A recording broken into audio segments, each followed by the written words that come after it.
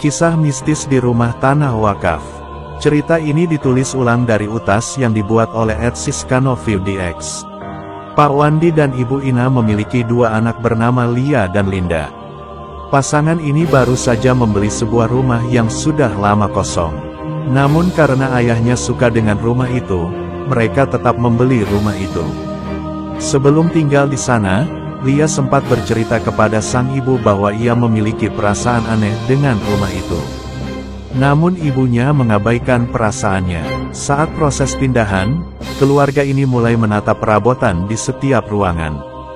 Kebetulan, Lia mendapat kamar di lantai 2, dekat dengan kamar adiknya, Linda.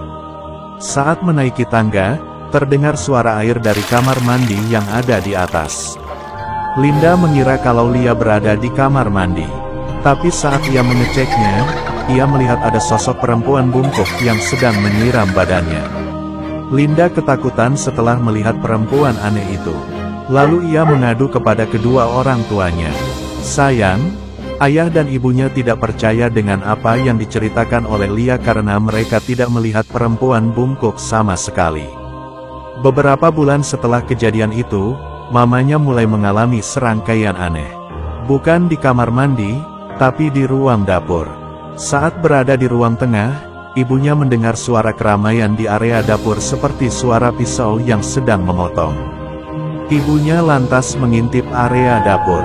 Saat ia menyalakan lampunya, mamanya terkejut melihat benda pisau, garpu, dan sendok yang melayang. Ibunya kemudian menjerit sampai semua orang bangun. Setelah sering mengalami peristiwa aneh, keluarga itu baru mendengar gosip dari tetangga bahwa rumah tersebut dulunya milik Pak Tono yang diwakafkan untuk tanah kuburan warga. Namun Pak Jito mengaku kalau tanah itu diwariskan kepadanya.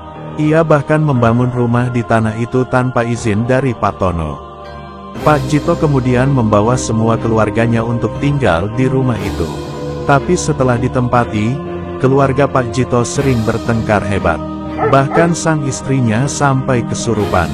Tak lama setelahnya, Pak Jito meninggal dunia dalam kondisi sakit yang aneh, seperti herpes. Setelah itu, rumah itu terbengkalai dan menjadi rumah yang menakutkan bagi warga situ. Setelah beberapa kejadian aneh yang dialami keluarga Pak Wandi, serta mendengar berbagai cerita horor dari banyak orang, akhirnya Pak Wandi dan keluarganya memutuskan untuk meninggalkan rumah tersebut.